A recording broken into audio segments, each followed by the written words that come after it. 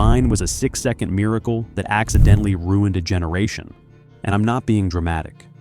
Between 2013 and 2017, this app didn't just change the internet, it rewired how an entire generation's brain processes humor, attention, and creativity. At its peak, Vine had 200 million users, billions of loops. It made nobodies into millionaires overnight. Then, in one weekend, it died. Not slowly, not quietly. It was executed. Here's what doesn't make sense.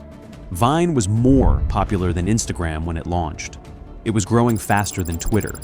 So, how does the most viral app on the planet just vanish? And here's the part that kept me up for weeks, buried in 56 pages of leaked server logs, forgotten blog posts, and interviews that were scrubbed from the internet.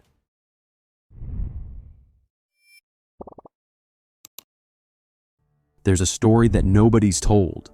A secret meeting in October 2015 that changed everything.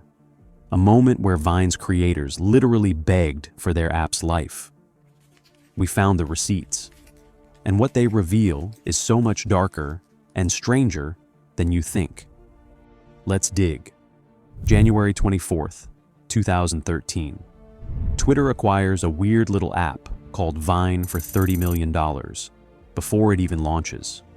4 months later, Vine goes live, and the internet loses its mind. Here's the rule: 6 seconds, no more, no less. You couldn't upload longer videos. You couldn't trim. You had to shoot in-app, holding your finger on the screen to record in bursts. It was frustrating, limiting, genius.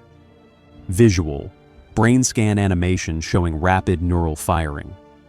See, our brains are wired for pattern recognition. We crave loops. When you watch something that repeats perfectly, your brain releases dopamine every single cycle. Vine didn't invent the loop. GIFs did that. But Vine added sound, and personality, and chaos. 6 seconds was exactly long enough to set up a joke and deliver a punchline. Not 7, not 5, 6. It was the Goldilocks zone of human attention. Why you always lying? Road work ahead? Yeah, I sure hope it does. Hi, welcome to Chili's. It's an avocado, thanks. If you just smiled, you're proving my point. These aren't videos anymore. They're cultural artifacts, 6-second hieroglyphics that an entire generation speaks fluently. By late 2013, Vine wasn't just popular, it was a gold rush. Teenagers in their bedrooms were getting millions of loops. King Bach, Nash Grier, Cameron Dallas, Lele Pons. These weren't trained actors or comedians. They were kids with phones who understood something the rest of the internet didn't yet. Attention is the new oil. Brands started paying Viners $20,000, $30,000, sometimes $50,000 for a single 6-second ad. Do that math. That's over $8,000 per second of content. Logan Paul, yes, that Logan Paul, was making Vines in his college dorm. Shawn Mendes was discovered covering songs. Vine wasn't just creating influencers, it was creating an entirely new economic class. And here's what made Vine different from YouTube or Instagram. The barrier to entry was microscopic. You didn't need expensive cameras, editing software, or even a concept that could sustain 10 minutes. You needed 6 seconds of audacity. The app rewarded weirdness, randomness, the kind of surreal, absurdist humor that would later define Gen Z. I smell like beef, the watermelon guy, yodeling in Walmart. This is why mom doesn't love you. This wasn't content, this was chaos. Beautiful, unpredictable, endlessly repeating chaos. By 2015, Vine had 200 million users. It was cultural shorthand. If you weren't on Vine, you were missing the language the internet was speaking. But underneath the loops and the fame and the money, something was breaking. Creators were burning out. 6 seconds sounds easy. It's not. To stay relevant, You had to post constantly. The algorithm was merciless. One week you're trending. The next week you're invisible. And Vine? Vine wasn't helping.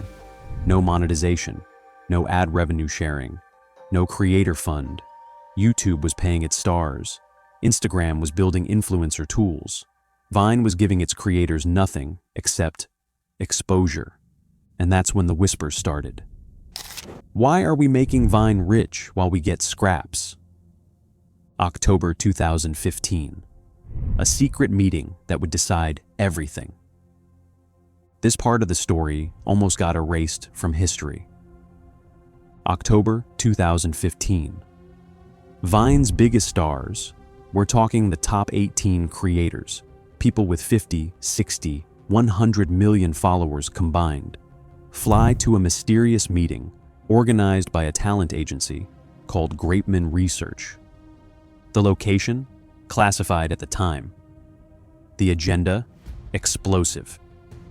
Here's what went down, according to leaked reports and creator interviews that have since been deleted. The Vine stars presented Vine's executives with an ultimatum. Pay us $1.2 million each, around $18 million total, or we walk to YouTube. Now before you think, wow, that's greedy, let me give you context. At that exact moment, Vine was Twitter's golden child. The app was valued in the hundreds of millions. These 18 creators were literally the product, their faces, their content, their audience. And they were getting nothing. YouTube had AdSense. Instagram was rolling out branded content tools.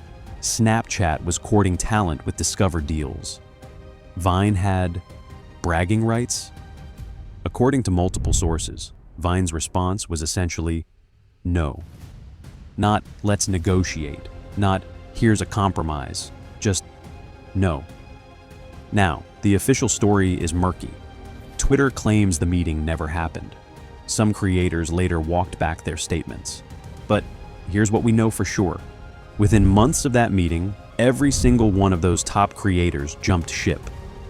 Cameron Dallas, YouTube. Nash Greer, YouTube. King Bach, YouTube and Instagram.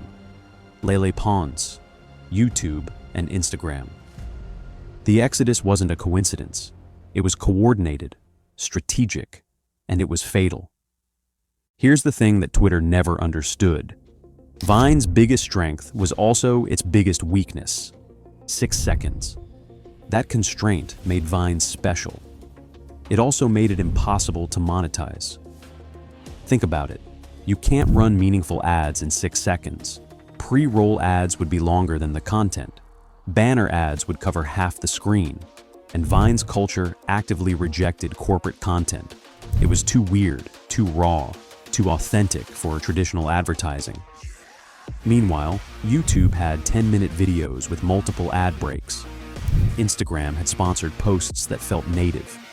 Snapchat had Discover. Vine had cultural dominance, but no business model. And Twitter? Twitter was bleeding money.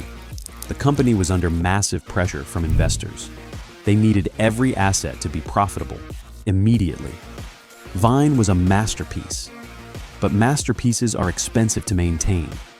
The year everything accelerated, Vine's downloads plateaued, engagement dropped.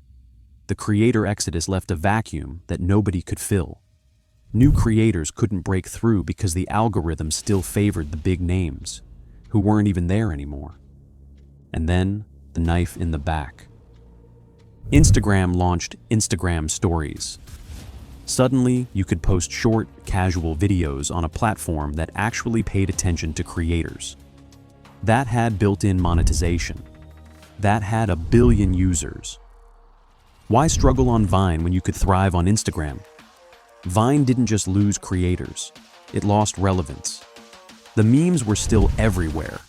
Why You Always Lying was still trending, but people were posting them on other platforms. Vine had become a content farm for Twitter, Instagram, and YouTube. Twitter was spending millions maintaining an app that was making its competitors rich. Inside Twitter's headquarters, the conversations were getting darker. What if we just turned it off. October 27th, 2016, 3:42 p.m. Pacific Time. Twitter's blog posts a single clinical sentence. Today, we are sharing the news that in the coming months, we'll be discontinuing the mobile app. That's it. No explanation, no warning, no goodbye, just discontinuing. The internet exploded. Creators logged on to find their entire careers had been given an expiration date. Millions of teenagers opened the app to discover their favorite corner of the internet was being erased. Why would they kill the app right when it's finally getting good again? This is where I learned to be creative, where I found my voice. Vine raised me. What followed was a digital diaspora.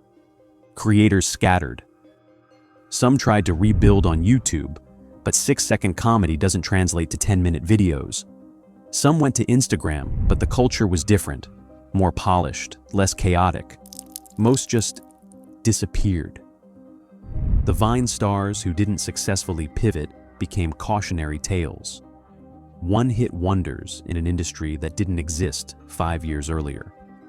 And the fans? Gen Z watched the app that defined their teenage years get pulled offline like a building being demolished. January 17th, 2017. The app officially shuts down. But Vine didn't go quietly. On the last day, millions logged in one final time. They scrolled through their archives. They watched their favorite Vines loop one last time. And then, at midnight, the servers went dark. 200 million accounts, billions of videos, an entire linguistic system. Gone. Well, almost gone. Here's where it gets interesting. Before Vine died, a group of digital archivists launched a desperate mission: save everything. Projects like the Vine Archive used bots to scrape and download as many Vines as possible before the shutdown. They saved millions, but not all. An estimated 30 to 40% of all Vines ever created were permanently lost. The creators didn't download them. The platform didn't preserve them. They just evaporated. Think about that. Hundreds of millions of moments of human creativity, humor, and connection erased. It was like watching the Library of Alexandria burn. Except this time, it was deliberate. So let's answer the question: why did Twitter really kill Vine? The official reason? Cost-cutting during a financially difficult period. The rumored reason? Vine had become a competitor to Twitter itself. Think about it. Vine was pulling attention away from Twitter's main platform. And when Instagram and Snapchat copied Vine's format while actually paying creators, Twitter had a choice: invest millions to compete, or cut their losses and force users back to Twitter's core product. They chose the second option. But here's the part that should terrify every creator on every platform. Twitter owned Vine. They could do whatever they wanted. You don't own your audience. You don't own your content. You don't even own your success. You're renting space on someone else's servers. And when they decide you're not profitable enough, they can just flip the switch. The legacy. Vine's DNA lives on. But here's the twist. Vine didn't die. It evolved. 6-second loops? TikTok perfected them, just added 54 more seconds. Chaotic, surreal humor? That's Gen Z's default language now, and Vine wrote the grammar. Casual, authentic content shot on phones. Instagram Reels, YouTube Shorts, Snapchat Spotlight. They're all Vine's children. The format won. The platform died. And those creators who jumped ship early, they saw the future. Logan Paul became one of YouTube's biggest stars. Layla Ponce transitioned seamlessly. Shawn Mendes became a global music icon. They learned the most important lesson of the digital age. Platforms are temporary. Audiences are forever. So, did Vine ruin a generation? Maybe, but not in the way you think. Vine didn't ruin Gen Z's attention spans. It optimized them. It taught an entire generation to communicate in hyper-efficient bursts of meaning, to find humor in absurdity, to create without permission. Every generation has a media that older people don't understand. For boomers, it was TV. For Gen X, it was MTV. For millennials, it was YouTube. For Gen Z, it was Vine. And the world called them distracted, addicted, ruined. But maybe, just maybe, Vine didn't ruin them. Maybe it armed them. Armed them with the ability to capture attention in an oversaturated world, to create narratives in seconds, to build communities out of loops. Today, Vine exists as a ghost. Its ruins are scattered across YouTube compilations, Twitter threads, and Reddit archives.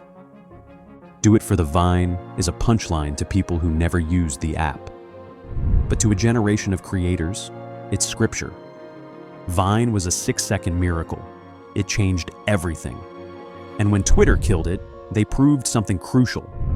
No digital empire lasts forever. Instagram could be next. TikTok could be next. Whatever you're building your life on right now, it could be next. That's not pessimism, that's reality. So, learn from Vine's creators. Build your audience, but make it portable. Own your content. Diversify your platforms. Because the internet is an archaeological site in real time. Every day, something is being built, and every day, something is being buried. Vine was a 6-second app that accidentally created a language, launched 1,000 careers, and then vanished. But its echo? That's eternal.